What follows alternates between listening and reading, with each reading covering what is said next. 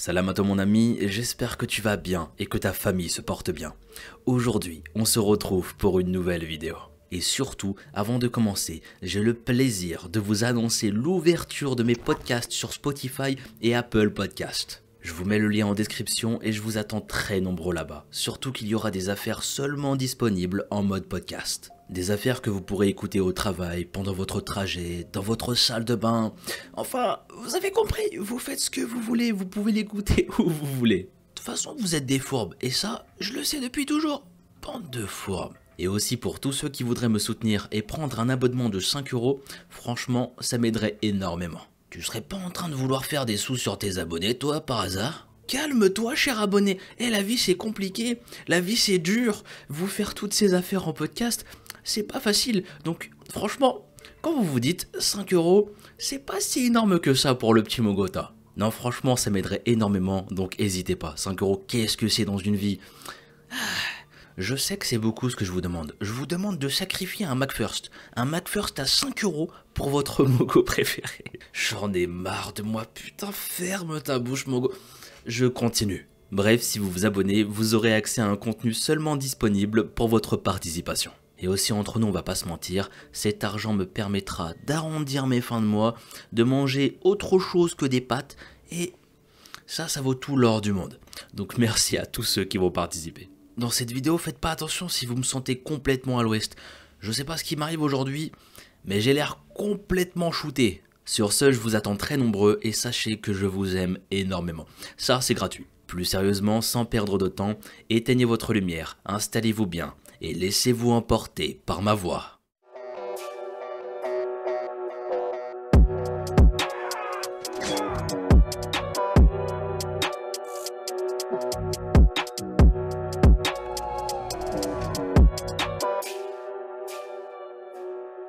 On ne le répétera jamais assez, mais méfiez-vous des apparences, elles sont souvent beaucoup trop trompeuses. Ici, qu'est-ce qu'on a ? Un couple charismatique, beau, jeune et brillant, ainsi qu'un somptueux mariage. Un avenir très prometteur, de beaux enfants qui peuvent parfois dissimuler de vieilles rancœurs et un sombre destin. On dit d'ailleurs souvent que quelqu'un de beau à l'intérieur se voit à l'extérieur. Mais il semblerait que l'inverse ne soit pas nécessairement vrai. En effet, notre histoire d'aujourd'hui va parler d'une très jolie jeune femme ainsi que sa famille. Une famille de ce qu'il y a de plus irréprochable en apparence. Quand tu les vois, tu te dis, c'est la famille parfaite. Ils vont tous se retrouver entraînés dans ce qui semble être une conspiration familiale ayant mené au meurtre de son ex-mari. Chose peu habituelle, c'est une affaire complexe et pas tout à fait encore élucidée. De plus, vous verrez qu'au fil de l'affaire, même si j'ai mon propre avis, il est très difficile de savoir qui a fait quoi en vérité. Quand je vous dis que c'est une affaire complexe, c'est pas pour rien. Démêler le vrai du faux dans une histoire de famille, c'est pas si simple. Quand il s'agit en plus de déterminer qui a réellement commandité un crime avec de lourdes peines à la clé, c'est presque impossible. Il est temps désormais de découvrir comment un divorce houleux et une bataille acharnée pour la garde des enfants auront finalement fini en horrible assassinat. Mes amis, accrochez-vous pour cette affaire qui m'a retourné le cerveau. Let's begin.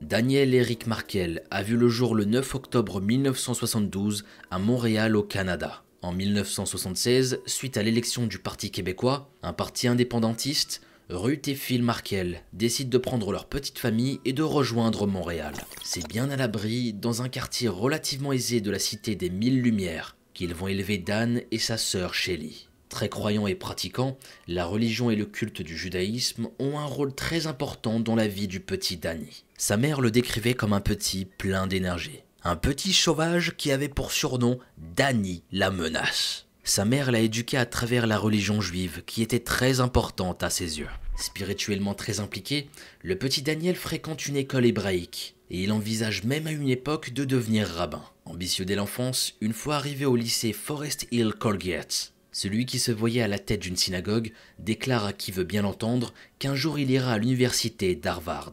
Et vous savez quoi ?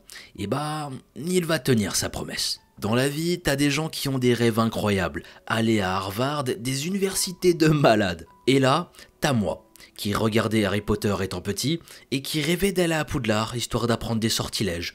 Wingardium Leviosa. Le pire, c'est que je ne rigole pas, j'étais un vrai barjot petit, j'étais pas comme les autres, j'étais vraiment un fou. Bref, quelques années plus tard, Daniel réalise son rêve. Il sera accepté dans la prestigieuse faculté dont il a toujours rêvé. Il quitte son pays natal pour les États-Unis où une nouvelle vie l'attend.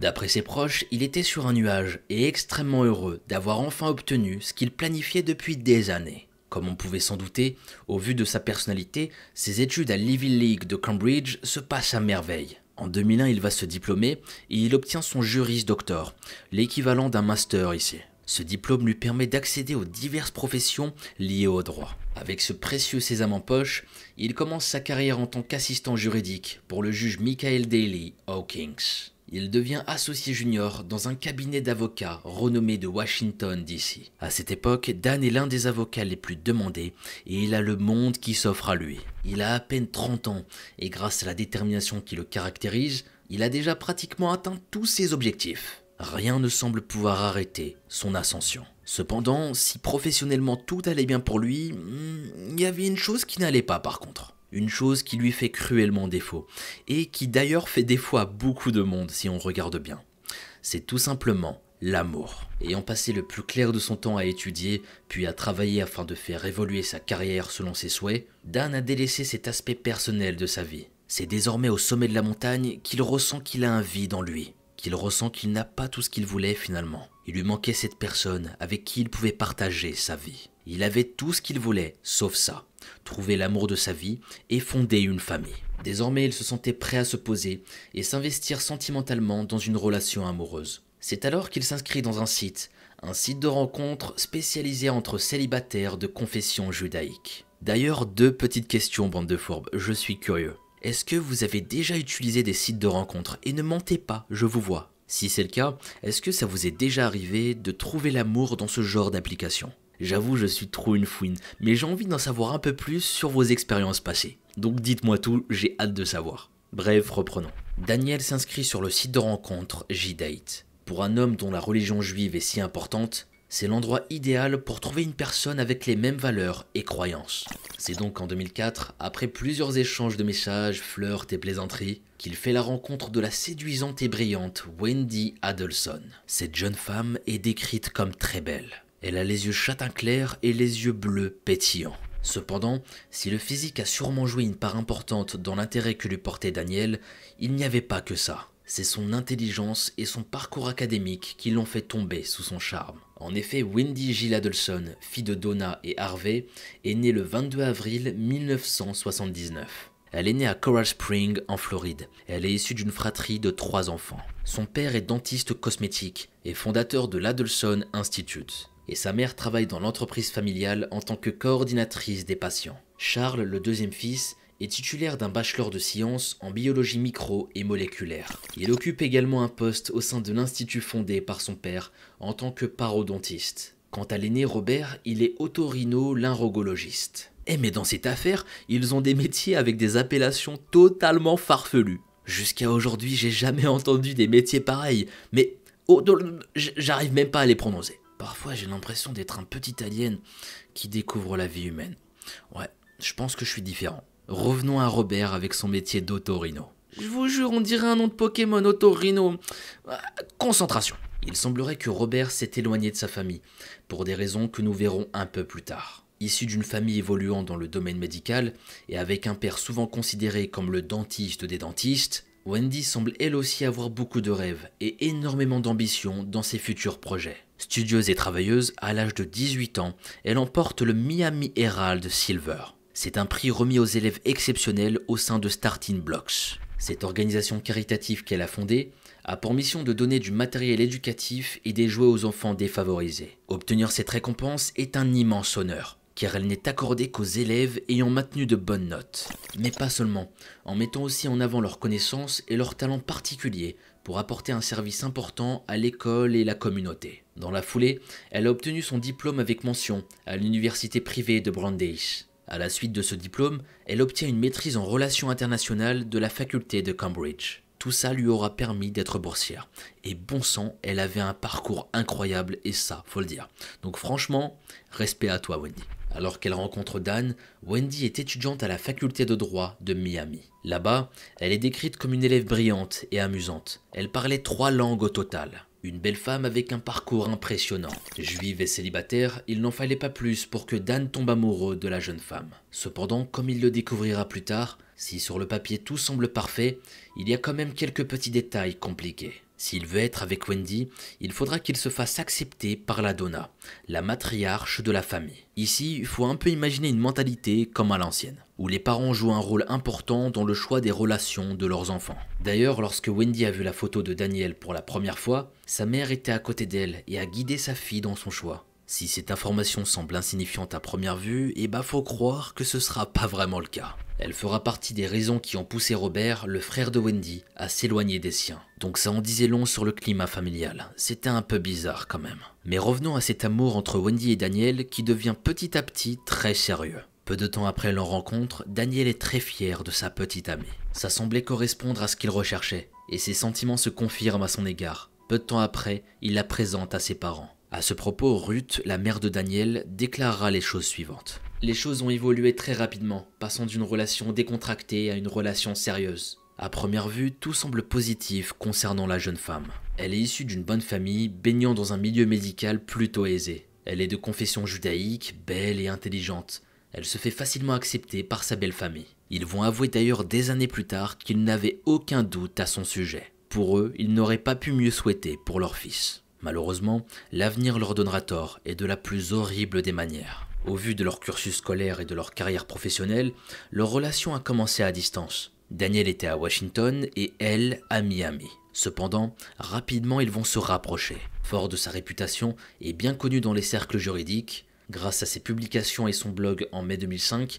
Dan se voit proposer un poste. Il s'agit d'un emploi de professeur de droit à la Florida State University. Il ne va pas hésiter une seule seconde et il l'accepte. Dans la foulée, il décide de partir avec Wendy en voyage en Israël. C'est là, dans le village de Tibériade qui surplombe la mer de Galilée, que Dan pose le genou à terre et demande celle qu'il aime en mariage. Et là, elle lui dit oui. Fou de joie, Daniel dira plus tard dans son blog qu'il a gagné à la loterie. Il était tellement heureux le bougre, ça devait être beau à voir. Mais il semblerait cependant que du côté de Wendy, elle ne montrait pas tant que ça d'enthousiasme. Si on creuse un peu plus, de nombreuses disputes semblaient survenir dans le couple, et les fiançailles n'avaient pas l'air d'y changer quoi que ce soit. En effet, Abigail, une amie de la famille de Wendy, a évoqué les fortes incertitudes exprimées par cette dernière même après leur voyage en Israël. Malgré tout ça, ces disputes et ces tensions, Dan et Wendy vont se marier, entourés de leurs 200 invités, en février 2006. Comme un mauvais présage,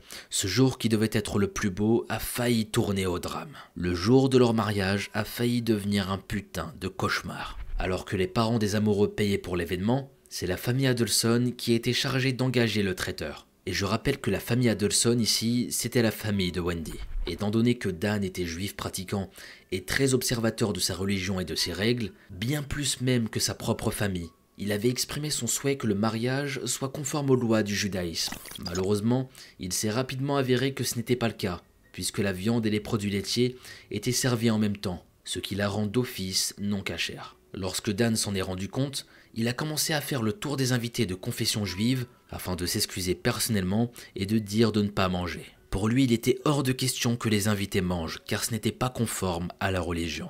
Il était extrêmement gêné et désolé par la situation. Et le fait que son ami rabbin présent a dû quitter la cérémonie n'a pas dû arranger les choses. Ce jour-là, cependant, il n'y aura pas de dispute entre les deux mariés. Mais Daniel voit d'un très mauvais œil ce comportement, qui était pour lui un grand manque de respect. Sa belle famille était en train de lui faire vivre un véritable cauchemar. Pour lui qui ne cessait de déclarer son désir que leurs futurs enfants soient élevés selon les traditions juives, le mariage commençait d'une bien mauvaise façon, et la considération qui lui était accordée en disait long pour la suite. En 2007, quelques mois après avoir fini ses études de droit et avoir réussi son examen au barreau, Wendy file rejoindre Daniel à Benton Hills. C'est un quartier huppé de Tallahassee où une nouvelle vie les attendait. Fraîchement diplômée, elle est rapidement embauchée par la FSU qui emploie déjà son époux. En effet, dans le but d'attirer des profils attrayants comme celui de Dan Markel, Les facultés n'hésitent pas à proposer des emplois à leurs conjoints afin de les encourager à rejoindre leur effectif. C'est ainsi que Wendy devient également professeure de droit à la Florida State University. Elle sera nommée directrice du Human Rights on Immigration Project. Ce projet a pour vocation d'impliquer des étudiants sur des travaux liés à l'immigration, mais aussi sur les réfugiés, la migration et le droit à la personne. La mission est également d'aider les cabinets d'avocats locaux, et tout ça gratuitement pour plein de beaux projets. Si embaucher Wendy était dans un premier temps une façon de s'assurer de la présence de son réputé mari au sein de l'université, il semblerait qu'elle ait fait de son mieux pour répondre aux attentes de son employeur et ainsi faire plaisir à Dan. Bien que cet emploi à Tallahassee n'était clairement pas son premier choix pour s'installer, elle a su se connecter aux bonnes personnes et a même dépassé les attentes fondées sur elle. De son côté et malgré tout leur engagement, en 2009, Dan a trouvé le temps pour écrire un livre qu'il a nommé « Privilege or Punish ». Parmi ses écrits, on pouvait trouver des arguments en faveur de l'abolition de la peine de mort. Il y avait aussi des choses comme l'utilisation de la honte comme punition, des articles sur les dommages-intérêts punitifs et même des méthodes ayant trait au droit du sport. Passionné de travail, il parcourait également le pays pour assister et animer des conférences sur le thème du droit. Tout comme sa femme, il menait plusieurs carrières, un homme très ambitieux. En plus d'être professeur de droit, il était aussi consultant juridique dans une affaire menée par le FBI, mêlant extorsion et rabbin. Peu de temps après leur emménagement, et malgré leur emploi du temps surchargé, le couple en apparence comblé a décidé de rester là. Ils semblaient avoir pris leur marque à Tallahassee. En 2009, un événement magnifique vient encore s'ajouter à leur vie. Leur premier enfant voit le jour. Benjamin Markel est né le 29 juillet. Et son père annoncera fièrement cet événement quelques jours plus tard dans son blog. Mais une bonne nouvelle n'arrive jamais seule. En 2010, il sera enfin titularisé à son poste de professeur à la FSU. Et en plus de ça, la naissance de Lincoln, le second enfant du couple, viendra couronner le tout. Bien implantés socialement, ils organisent souvent de grands dîners de Shabbat chez eux. Et ce tous les vendredis soirs, où leurs amis de toute confession étaient les bienvenus. C'est ainsi que rapidement, en quelques années seulement, Wendy et Dan sont devenus dans cette petite ville une sorte de couple exemplaire que certains enviaient ou jalousaient. Le couple est épanoui et semblait vivre la vie parfaite. Il n'y avait aucun nuage à l'horizon et un bonheur sans faille. Cependant, la réalité en était tout autre. Wendy, qui avait toujours eu une relation très fusionnelle avec sa famille, se sentait isolée. Elle se sentait loin des siens et pas vraiment à sa place dans cette petite ville humide et ennuyeuse de Tallahassee. Sa relation avec Dan avait toujours été conflictuelle. Et depuis leur déménagement, les fissures présentes avant même leur mariage avaient fini par devenir de vraies crevasses. Elles devenaient de plus en plus douloureuses et purulentes. Wendy détestait son nouveau cadre. Elle n'avait absolument pas l'impression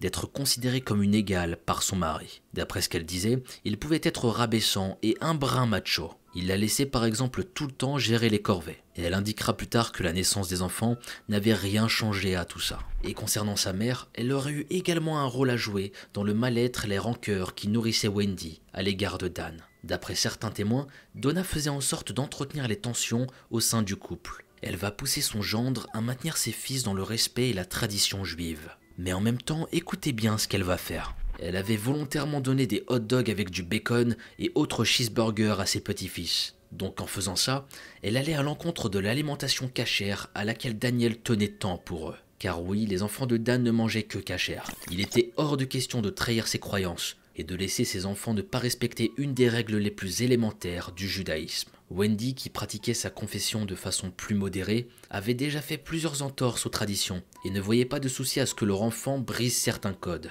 Et tout ça faisait qu'au sein du couple, ça rendait l'atmosphère très conflictuelle. Souvent à table, ça parlait de religion, de la rigueur qu'ils devaient tous avoir, qu'ils devaient éviter de commettre des erreurs, des péchés. Il semblerait d'ailleurs que le clan Adelson n'ait jamais pardonné à Dan pour son absence à l'enterrement de la grand-mère de Wendy. En effet, une des restrictions dues au fait d'être un Cohen, un être pur, est de ne pas se rendre dans un lieu où se trouvent des sépultures pour éviter d'être souillé. Par conséquent, lors de l'enterrement de l'aïeul de sa femme, Dan a refusé de s'y rendre. Il a laissé Wendy et sa famille qui l'ont très mal pris. Ils étaient même furieux qu'il ne soit pas venu. Après, franchement ici, on peut les comprendre. Ne pas venir à l'enterrement d'un proche aussi important à leurs yeux, c'est quand même triste. Wendy, à ce moment précis, est remplie d'un sentiment de mal-être. Elle avait également décidé de se mettre à l'écriture. En 2011, elle a donc auto-publié un roman intitulé « C'est notre histoire ». qui au premier abord parlait de la traite des êtres humains. Cependant, en se penchant dessus, il est assez facile d'y voir de fortes similitudes avec la vie de son auteur à un niveau quasi autobiographique. Le personnage principal, Lily Walker, avocate, déteste sa ville d'adoption où son mari a décroché un poste de professeur à la North Florida State University. À ce niveau-là, il est difficile de ne pas voir de ressemblance. L'héroïne du roman exprime également son angoisse d'être piégée dans un mariage brisé, où elle-même ignore si elle est retrouvée dedans par amour ou par peur d'être seule. Quand on creuse, il semblerait que ce livre en dise beaucoup sur l'état d'esprit qui était celui de Wendy au moment de son écriture. Cependant, Dan ayant toujours refusé de le lire, il n'aura pas pu voir les signaux envoyés par son épouse. En effet, si Dan Markel ne tarissait pas d'éloges sur sa femme, notamment à travers son blog et avait même fait la promotion de son bouquin dessus, il restait implacable sur certains points. Ce type de livre n'avait jamais été le type de lecture à laquelle il pouvait accorder son temps. Il considérait ce genre de livre comme intellectuellement pauvre, et donc c'est pour ça qu'il n'a jamais pris la peine de le lire. Ah oui, le mec est plutôt méchant, sa femme qui écrit un bouquin ne prend même pas la peine de lire, même pas la moitié, tu vois. C'est triste quand même, hein. Je pense que vous l'imaginez, mais ce comportement a dû blesser son épouse au plus haut point. Il lui renvoyait l'image que cet écrit, où elle avait versé son cœur et son âme, ne méritait même pas qu'il accorde quelques heures de sa vie à le parcourir. Peut-être que Dan savait qu'il n'aurait pas été tendre avec elle, donc il n'aurait pas pris la peine de le lire pour ne pas la blesser. Mais au final, ça changera pas grand-chose parce qu'elle le saura encore plus. Dans tous les cas, on n'aura jamais les raisons exactes de l'attitude de Markel à l'encontre de ce livre. Cependant, ce qui est certain, c'est que Wendy en a énormément souffert, comme je le disais. Elle, qui avait l'impression d'être mariée à une superstar et ne se sentait déjà pas à son niveau, s'est sentie encore davantage méprisée et déconsidérée. Malgré tous les problèmes qui semblaient gangréner leur relation, Wendy et Dan ont tenté de sauver leur couple en consultant un conseiller conjugal. Malheureusement, cela ne suffira pas. En septembre 2012, alors que Dan est en voyage d'affaires à New York, il reçoit un appel de sa femme. Elle lui indique que leur relation est finie et qu'elle le quitte. Simple et efficace. Dan est sous le choc et il pense qu'il peut encore sauver son couple. Il décide donc de rentrer en urgence à Tallahassee et prend un avion. Il veut absolument tenter de la raisonner et de sauver ce qui peut toujours l'être. Mais lorsqu'il franchit le seuil de la maison, il doit se rendre à l'évidence. Elle est partie et a emmené avec elle les enfants et une bonne partie des affaires et meubles. Pire encore, en arrivant dans la chambre conjugale, il retrouve une grosse pile de papiers. Il s'agissait du dossier de divorce demandé par Wendy. Pearl Harbor. C'est ainsi que Dan appellera ce moment de sa vie, et ça en disait long sur son ressenti à l'époque et la surprise. Il ne comprenait pas comment il avait pu en arriver là. D'après ce qu'il disait, il n'avait aucun problème d'addiction, de maltraitance ou de problème au sein du couple. Déboussolé et inquiet, il mettra du temps avant de se rendre compte réellement de ce qui était en train de se passer. Sa femme n'avait donné aucune information correcte concernant l'endroit où elle vivait avec ses enfants. Pendant de nombreux mois, Dan, qui était encore éperdument amoureux de Wendy, pensait et espérait qu'elle finirait par revenir. Dévasté et dépassé par les événements, il ne cessait de répéter à leurs proches qu'il voulait la récupérer. La récupérer à tout prix. Il voulait que sa relation refonctionne à nouveau et réunir toute sa famille comme avant. Ses amis et sa famille, qui ont été ses confidents durant des mois extrêmement difficiles, diront qu'il était brisé par sa séparation. Il était en pleurs en évoquant l'avenir de ses enfants et leur lien déjà fortement atténué par le judaïsme. La détresse dans laquelle il se trouvait était déchirante à voir pour ceux qui l'aimaient. Il était si désespéré que, ne sachant pas où vivaient ses enfants et Wendy, il en était réduit à les attendre à l'école le matin et à la sortie l'après-midi pour essayer de les voir et de leur parler. Au bout d'un certain temps, à force de parler à ses proches, Dan finit par rentrer dans une phase d'acceptation. Lui, qui n'avait pas réussi à comprendre les reproches de sa femme lors de leur relation, semblait désormais plus lucide sur la frustration qu'elle avait ressentie vis-à-vis de leur mariage, et aussi sur sa haine de Tallahassee, ainsi que l'impression tenace qu'elle avait sur le fait qu'il ne la respectait pas. Avec le temps, il a fini par voir que cette histoire était belle et terminée, et qu'il devait passer à autre chose. C'est ainsi que se termina la relation entre une Wendy qui avait épousé un homme dont elle n'était pas complètement amoureuse, et un Dan qui semblait conscient des problèmes au sein de son couple, sans réellement se rendre compte de leur gravité. En se mariant et fonder une famille, il pensait qu'il pouvait quand même fonctionner, et qu'il suffisait juste d'aller de l'avant. Cependant, il semblait avoir oublié qu'un couple se fait et se tient à deux. Sa femme, elle, était à bout de force dans ce mariage, qui la rendait malheureuse. Les souffrances et rancunes que son attitude avait causées en elle étaient trop fortes pour qu'elle puisse continuer comme ça. Des amis du couple témoigneront d'ailleurs que quelques semaines avant leur rupture, Wendy leur avait déjà avoué qu'elle prévoyait de le quitter très prochainement et que tout était déjà organisé. Elle n'en pouvait plus. Elle avait pris un avocat, réservé les déménageurs, rempli les papiers du divorce et avait même choisi la date où elle et ses enfants quitteraient enfin ce satané Tallahassee et ce trop exigeant de Dan. Elle ne voulait pas se confronter une fois de plus avec lui et voulait éviter tout face à face. Donc elle est partie en laissant les papiers derrière elle. Ça lui semblait plus facile. Encore une fois, le livre de Wendy rejoignait la réalité. Dans celui-ci, le personnage Lily trouvait un nouveau sens à sa vie à travers son travail et son enfant adoptif. Et elle a aussi trouvé la force de quitter son mari. Sans vouloir blâmer Dan, il est intéressant de se demander que s'il avait lu le roman écrit par sa femme, il aurait peut-être su lire entre les lignes et empêcher la situation de s'empirer. Et comme ça aurait évité une rupture aussi brutale. Bref, revenons maintenant à notre histoire. Quand il a enfin compris qu'il ne récupérerait jamais Wendy, son attitude changea. Si elle était soulagée d'échapper à ce mariage qui l'avait rendue malheureuse, le divorce houleux qui se profilait à l'horizon ne semblait pas de tout repos. Dan était déterminé à se battre pour ce qui était le plus important à ses yeux, ses fils et leur rapport à la religion. Cependant, du côté de la famille Adelson, on aiguisait aussi ses couteaux, prêts à en découdre. Comme je le disais, le divorce de Dan et Wendy ne va pas être de tout repos, ça va être même la guerre. Ils vont se retrouver pendant des mois à laver leur linge sale en public. Wendy, qui espérait pouvoir enfin partir loin de Tallahassee et élever ses fils, avait demandé la garde principale des enfants pour partir à Coral Springs. Elle disait qu'elle voulait créer une certaine stabilité pour eux. Cependant, elle va très vite déchanter. Dan va formellement s'y opposer, et le tribunal lui donnera raison. Le juge rejettera la requête de Wendy. En 2013, le divorce entre Dan et Wendy, qui est qualifié par certains proches comme le plus horrible qu'il n'ait jamais vu, est officiellement finalisé. La décision est sans appel. Les ex-époux devront partager la garde de leurs enfants à 50-50. Néanmoins, ce qui marquait légalement le point final de leur mariage n'était en réalité que le début d'une guerre post-divorce où tous les coups étaient permis. Les parents de Benjamin et Lincoln étaient loin d'être satisfaits des arrangements parentaux. Ils avaient encore de nombreuses réclamations concernant les finances et la disposition des actifs. Dan avait également déposé une ordonnance visant à interdire Wendy de déménager à Miami avec leurs enfants. Et le juge va trancher en sa faveur fin 2013. Le juge condamne ainsi son ex-femme à rester à Tallahassee si elle veut élever ses enfants. Donna, qui semblait vouer une haine féroce à l'égard de son ex-gendre et qui avait tout fait pour que sa fille et ses petits-enfants reviennent s'installer à ses côtés à Coral Springs, était en colère. Lors des audiences, elle ne cessait de blâmer Dan pour avoir anéanti le mariage. Elle l'accusait d'être un fanatique religieux qui endoctrinait ses enfants.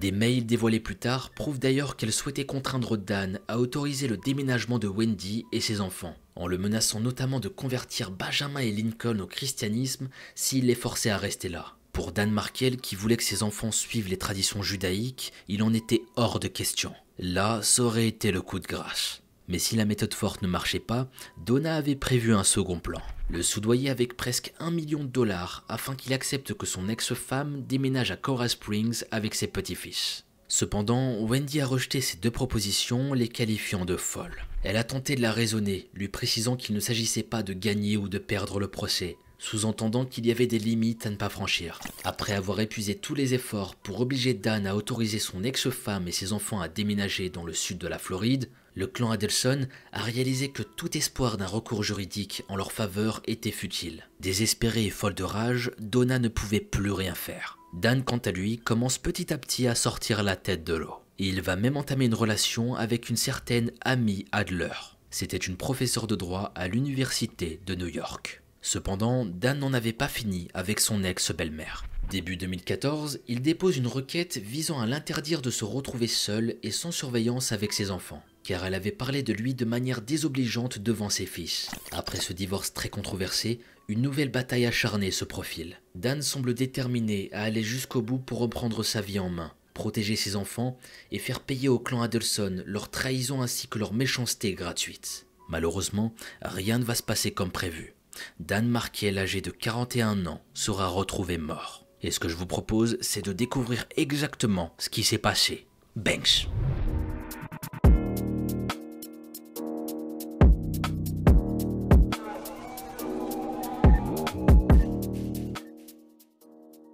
Vendredi 18 juillet 2014, Dan a déposé ses enfants à l'école vers 8h50. À ce moment précis, il ne se doute pas que c'est la dernière fois qu'il les embrassait. Ensuite, il s'est rendu à la salle de sport de Health and Fitness Center. Résidant toujours dans la maison en briques qu'il a partagée avec son ex-femme, aux alentours de 11h, Dan remonte tranquillement en voiture l'allée du 2116 Trescott Drive qui mène à son garage. Au même moment, Dan est au téléphone avec un ami et enseignant à l'école des arts et des sciences. Il échange avec lui à propos de quelle maternelle était la meilleure pour ses enfants. Bien que le divorce avec Wendy ait été finalisé il y a un bon moment déjà, entre les deux ex-époux, pour chaque sujet, c'était compliqué de trouver un terrain d'entente. Et concernant justement l'endroit où iraient leurs enfants à l'école, c'était un gros point de discorde.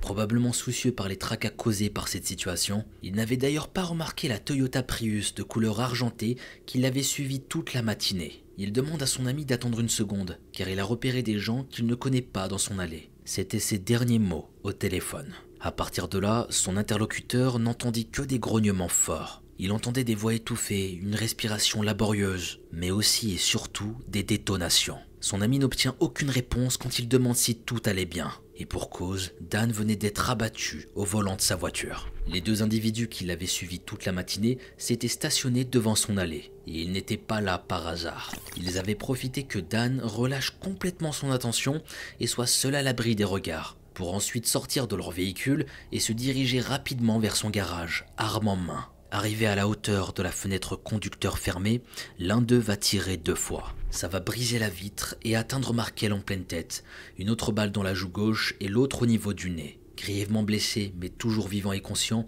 le professeur se bat pour survivre. Un voisin va entendre les coups de feu et va demander de l'aide le plus vite possible. Ce n'est que 19 minutes plus tard que les secours arrivent.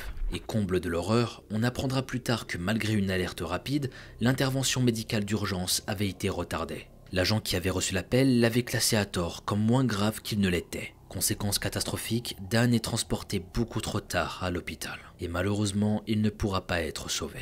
Il décédera 14 heures plus tard, soit le samedi 19 juillet 2014, de ses blessures. Il laisse alors derrière lui Benjamin et Lincoln, respectivement âgés de 5 et 3 ans à l'époque. Sans le savoir, ceux qu'il appelait Abba, le mot hébraïque pour dire père, l'avaient vu vivant pour la dernière fois la veille. Le calibre 38 utilisé pour l'exécuter n'a jamais été retrouvé.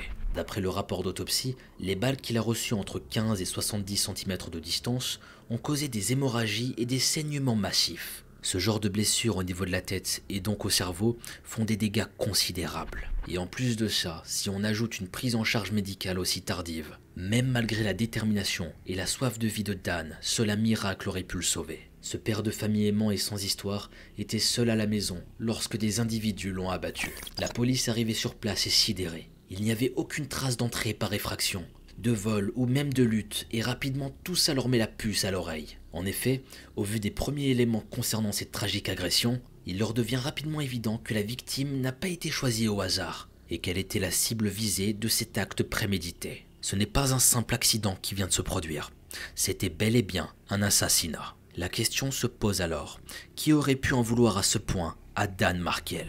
Au vu de ce que l'on sait de sa vie, on a à ce moment-là une vague idée du motif et des personnes derrière ce meurtre. Et il semblerait que ce soit également le cas de la famille de Dan. Le jour de l'attaque menée contre son fils, Ruth se trouvait à une fête donnée dans une synagogue de Montréal pour le 90e anniversaire de l'oncle préféré de Daniel. Elle n'a donc été informée de l'agression que plus tard. Lorsqu'un rabbin de Tallahassee lui a appris que son fils avait reçu 2 balles et qu'il était à l'hôpital dans un état critique, il rajouta qu'il avait très peu de chances de survie et que si c'était le cas, les blessures étaient si importantes qu'il resterait un légume le restant de ses jours. Elle a donc dû annoncer la nouvelle à l'oncle de Dan. Et lui, il va répondre « Meshutan », qui veut dire en hébreu « belle famille ». À ce moment-là, tous les regards se tournent vers le clan Adelson. Le timing en dit long, ils étaient directement pointés du doigt. Peu de temps avant l'instance concernant la requête de Dan pour restreindre l'accès au garçon par Donna, l'historique lié au divorce avec Wendy, ainsi que la haine viscérale que lui portaient son frère et sa mère, laissent peu de place au doute.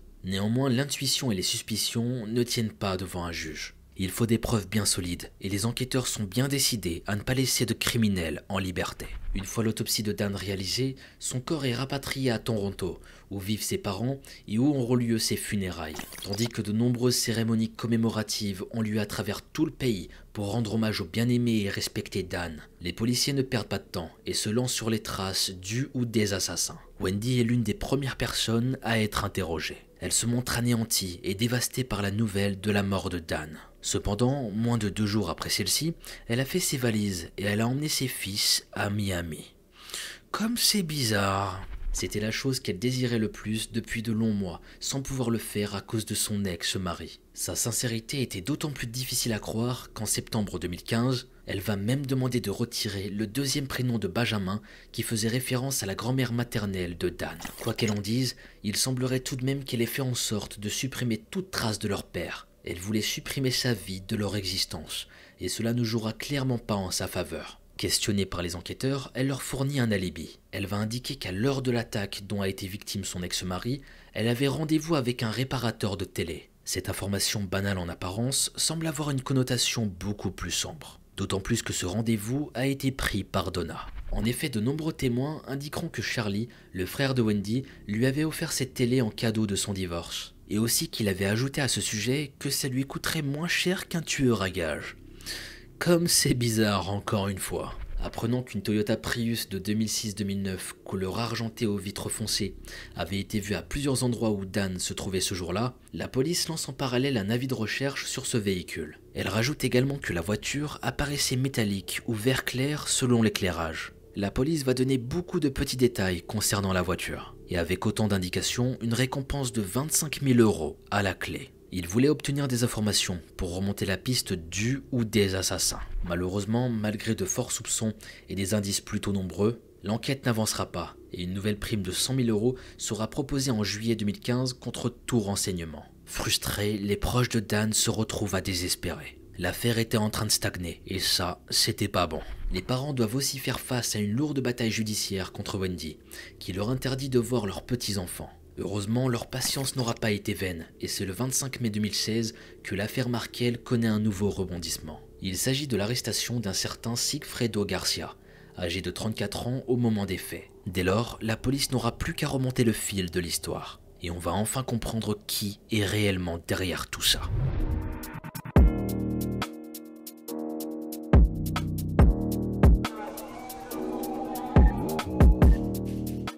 L'enquête étant toujours en cours, on ne sait que très peu de choses concernant Sigfredo Garcia. Il a été arrêté à 21h11 dans une station-service à Miami Beach. On sait qu'il pourrait avoir un lien avec toute cette histoire. La juge du comté de Broward, Mary Rudd Robinson, a demandé à ce que Sigfredo Garcia soit directement détenu sans caution. Celui qui est alors suspecté du meurtre du prestigieux professeur Dan Markel possède un casier judiciaire long comme le bras, faisant état de plus de 22 arrestations. La première remonte au 30 avril 1997, alors qu'il était à peine âgé de 15 ans, et il ne s'est jamais arrêté après. On y retrouve des accusations pour vol de voiture, possession de cocaïne, trafic d'amphétamine, et c'est pas tout, création d'engins explosifs, cambriolage, agression d'un policier, menace d'un témoin et accusation de vol à main armée en 2012. Autant vous dire que ce mec ne rigole pas. Il a fait de la merde pendant toute sa vie, bordel. Cependant, les enquêteurs ne sont pas dupes. Même si son CV est impressionnant, ça ne faisait pas tout. Pour eux, Garcia n'était pas le cerveau derrière l'assassinat de Dan. Peu importe s'ils ne tiennent pas encore l'instigateur de celui-ci, ils sont persuadés d'avoir maintenant avec eux le moyen d'y parvenir. Dans un premier temps, Sigfredo ne dit rien au tribunal, si ce n'est qu'il souhaite parler à son avocat. Il prétend qu'il n'était pas au courant qu'un mandat pour meurtre avait été réalisé à son encontre. Néanmoins, peu de temps après son arrestation, Catherine McBanois, son ex-petite amie et mère de ses 2 enfants, ainsi que Luis Rivera, son ami d'enfance et chef du gang des Latins Kings, sont également arrêtés. À partir de là, chacun se rejette la faute et ça devient un véritable bordel. Mais ce qui est sûr, c'est que les 2 hommes se sont rendus dans le quartier résidentiel de Benton Hills. Là-bas, ils ont dû régler un différend de garde d'enfants contre de l'argent et que Cathy a servi d'intermédiaire. Des caméras de surveillance proches du lieu du crime ont repéré que Sigfredo et Luis étaient dans une Prius de location. Elle était similaire à celle aperçue à Tallahassee, à des dates coïncidant avec le meurtre. En plus de ces preuves manifestes, Les enregistrements des téléphones portables, les transactions bancaires et même un témoin indiquent qu'ils étaient bien sur place. Ils auraient séjourné dans des motels les nuits du 16 au 17 juillet.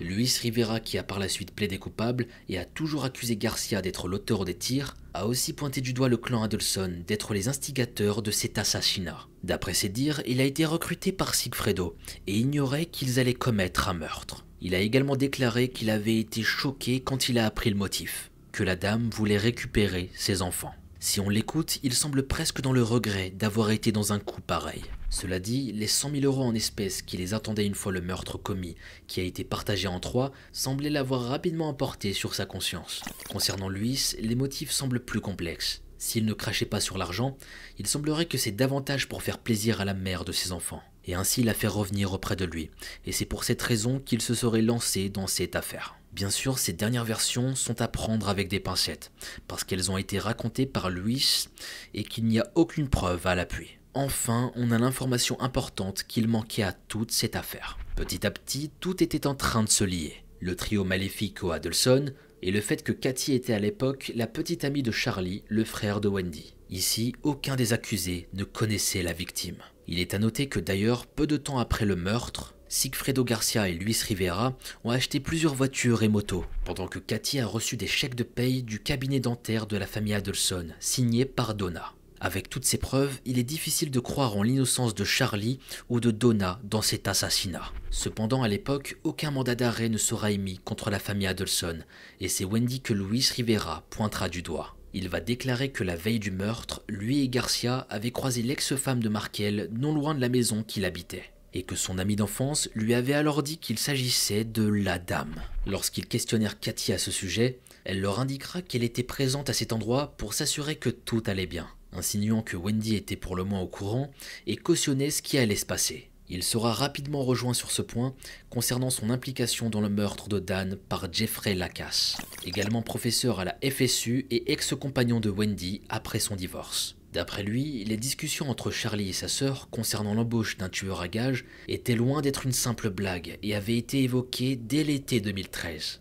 Jeffrey Lacasse a déclaré que personne ne voulait une haine plus féroce à l'égard de Dan que Donna et Wendy. Il confiera sous serment que la requête de Markel visant à interdire son ex-belle-mère de voir ses fils sans surveillance avait rendu l'ensemble du clan furieux. Il décrira d'ailleurs Wendy comme une menteuse pathologique. Il disait qu'elle jouait le rôle de victime afin d'attirer l'attention et la sympathie sur elle. Cependant, il y avait encore plus incriminant. Les semaines précédant le meurtre, leur relation s'était fortement tendue, et quand une rupture pointait le bout de son nez, Lacasse avait été très surpris de l'intérêt soudain que Wendy lui avait accordé concernant son prochain voyage d'affaires. Leur échange était peu fréquent dernièrement. Il qualifiera d'étrange son comportement dans les jours avant l'horrible assassinat. Elle lui avait posé énormément de questions concernant ses plans du 18 juillet. Pour son travail, Lacasse devait se rendre au Tennessee, tout proche du lieu où a été commis l'horrible assassinat de Dan. De plus, la voiture que Jeff utilisait était étrangement similaire au véhicule loué par Garcia et Rivera. Autant dire qu'entre ces coïncidences et l'accusation à peine voilée de Wendy lors de son interrogatoire, Lacasse a compris qu'elle tentait d'orienter les soupçons et donc les enquêteurs vers son ex-petite amie. Un double coup pour elle, qui aurait ainsi pu se débarrasser de cette grosse épine dans le pied et faire accuser Jeff qui semblait avoir beaucoup de choses à dire à son sujet. Cependant, elle ignorait que Lacasse était rentré un jour plus tôt de ce voyage et que des données de cartes de crédit, de téléphone portable ainsi que de vidéosurveillance avaient pu l'innocenter. Il en profitera d'ailleurs pour indiquer aux enquêteurs qu'il devait se pencher sur le cas de Charlie. Il l'avait déjà rencontré auparavant à l'occasion d'un repas organisé par Wendy. D'après Jeffrey, l'ex-beau-frère de Dan traînait avec des gens peu recommandables et facilement achetables avec de l'argent en sa possession. Il ira même plus loin en indiquant que quand il a rencontré Charlie, il était déjà sur ses gardes. À ce stade, beaucoup de témoignages, de rumeurs et de ressentis. Cependant, très peu de personnes directement accusées et condamnées pour le moment. En 2019, après avoir accepté un accord de plaidoyer en 2016, quelques mois après son arrestation, Luis Rivera a écopé de 19 ans de prison en échange de son témoignage contre Catherine Magbanoa et Sigfredo Garcia. Sachant qu'il risquait la peine capitale, il s'en sort plutôt bien. Contraint par cet accord à témoigner au procès de Garcia et Catherine, qui aura lieu en octobre 2019, Il fait part de ce qu'il avait vu et entendu, ainsi que des suppositions. Cependant, n'ayant obtenu les informations qu'indirectement par d'autres personnes et n'ayant jamais eu aucune interaction avec Wendy, les avocats détermineront qu'il s'agit plus de convictions personnelles que de preuves réelles. Et au vu de son casier judiciaire ainsi que du manque de preuves pour corroborer ses dires, sa crédibilité sera fortement remise en question et il ne fera pas tomber le clan Adelson. Il est à noter également qu'il sera pointé du doigt que le terme la dame qu'il avait associé à Wendy aurait aussi pu désigner Donna, qui semblait plus que n'importe quel membre de sa famille haïr Dan. Malheureusement, le procès de Sigfredo et Catherine n'aboutira pas au résultat espéré par les Markel.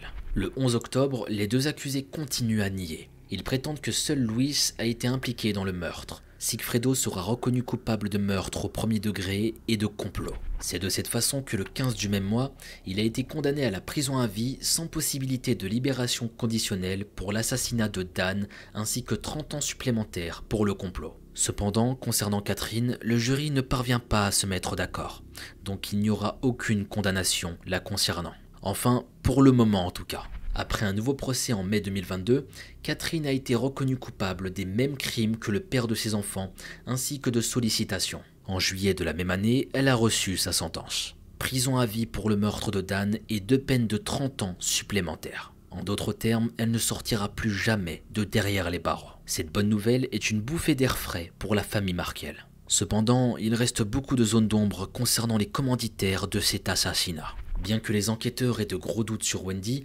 Donna et Charlie, ils n'ont pour l'instant pas pu les faire inculper. Pointés du doigt régulièrement par les 3 accusés, Wendy a obtenu l'immunité en échange de son témoignage dans le procès contre Catherine et Garcia. Elle a d'ailleurs pu continuer sa carrière et a travaillé entre 2015 et 2016 comme auxiliaire juridique pour le juge Adalberton Jordan, l'un des principaux candidats à la Cour suprême. En juillet 2017, elle a même été nommée directrice de la IMPAC. Comme quoi, même avec un scandale pareil, on peut s'en tirer de cette manière, c'est n'importe quoi. Concernant la matriarche Donna, elle est laissée tranquille, faute de preuves. Je me rends compte que plus je fais cette affaire, plus c'est effrayant. Si demain je disparais, c'est que la famille est probablement tombée sur cette vidéo et que Donna la matriarche a mis un prix sur ma tête.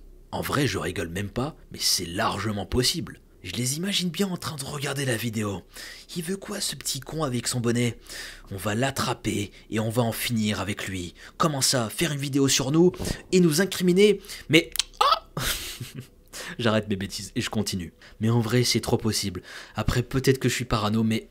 Bref, continuons. L'opinion publique ne semble pas être du côté de Donna, tant par son tempérament décrit comme tyrannique que par différentes preuves dévoilées durant les procès. Il est à noter d'ailleurs que Rob, le fils aîné de la famille, semble avoir coupé les ponts avec eux depuis un long moment. Il a aussi vu sa mère tenter d'interférer dans une de ses relations amoureuses. Alors qu'il était fiancé, Donna va détruire leur couple et ça mènera à une rupture. Il a par la suite épousé une femme juive, mais ce mariage a très vite pris fin et il est ensuite retourné vers son ex-fiancé. Ayant mis énormément de distance entre lui et sa famille, il s'est marié avec elle et a eu des enfants et semble heureux. Robert avait d'ailleurs qualifié à plusieurs reprises que sa mère était dangereuse. Une question peut alors se poser. Comme elle a perdu son emprise sur son fils aîné, et pour éviter que la même chose se produise avec Wendy, alors elle aurait concentré toute son attention et son influence sur sa fille, un divorce suivi d'un meurtre pour s'assurer de toujours garder ceux qu'elle aime près d'elle. Aurait-elle vraiment été capable d'aller jusque-là? Beaucoup de questions qui restent sans réponse et sans preuve pour le moment, malheureusement. Pour finir, concernant le dernier suspect de cette affaire, Charlie, il a été arrêté le 21 avril 2022 au matin dans le comté de Broward. Longtemps suspecté dans l'assassinat de Dan mais sans preuve suffisante, il serait tombé suite à un piège monté par le FBI. En 2016, un agent infiltré va faire du chantage à Donna, en lui faisant croire que si elle ne payait pas, la vérité serait dévoilée. L'idée était de faire parler les suspects du complot afin que les enquêteurs obtiennent de nouvelles informations. Eh bien bingo! Une conversation incriminante entre Cathy et Charlie est enregistrée au restaurant Dulce Vida, situé à Miami. Malheureusement à l'époque, l'audio était de trop mauvaise qualité. Une partie était inaudible, il a donc dû être retravaillé toutes ces années pour enfin pouvoir dévoiler de nouveaux renseignements. Peu d'informations ont filtré concernant son contenu. Le procès de Charlie n'a pas encore eu lieu, mais il a enfin été arrêté après toutes ces années. Il y a fort à parier que de grosses révélations sont au rendez-vous. Poursuivi pour meurtre au premier degré, complot et sollicitation, il risque la peine à perpétuité Et il se pourrait bien que cet audio signe la fin de sa vie en liberté. Ainsi se termine l'affaire d'Anne Markel, assassinée de 2 balles dans la tête. Et je vous invite à me suivre sur mon Instagram Mogotasama s'il y a du plus dans cette affaire. Je vous mettrai toutes les informations en story. S'il y a du nouveau, vous serez au courant là-bas. Et entre-temps, vous pourrez vous divertir avec mes stories complètement farfelues parfois. Et la bouffe bien sûr. Mais bref, c'était une histoire tellement triste. En arriver là, c'est absurde. Les gens sont prêts à tuer pour des motifs futiles, de l'argent ou par pur égoïsme. C'est du grand n'importe quoi. L'affaire n'étant pas encore parfaitement clôturée, il y a des personnes encore en liberté qui ont sûrement du sang sur les mains. J'aimerais beaucoup lire vos avis concernant cette affaire en commentaire. Comme d'habitude, j'ai hâte de vous lire. Sur une note un peu plus triste, j'ai une pensée toute particulière pour Benjamin et Lincoln, aujourd'hui âgés de 13 et 12 ans. Ils ont dû grandir sans leur père et ça, c'est terrible. À leur âge, ils doivent également commencer à comprendre que leur père a probablement été assassiné à cause de gros désaccords entre ses parents, notamment concernant leur garde et éducation. Imaginez juste leur visage faire face à tout ça. C'est pas une vie d'enfant ça. Grandir dans un tel climat avec tant de colère et de rancœur, c'est terrible. Enfin bon, on leur souhaite beaucoup de courage et tout le bonheur du monde pour la suite. J'espère sincèrement qu'ils vont réussir à se reconstruire. Quant à nous mes amis, il est temps pour moi de me téléporter. Je vous dis à très bientôt pour une nouvelle vidéo, prenez bien soin de vous et de votre famille, c'était Mogota.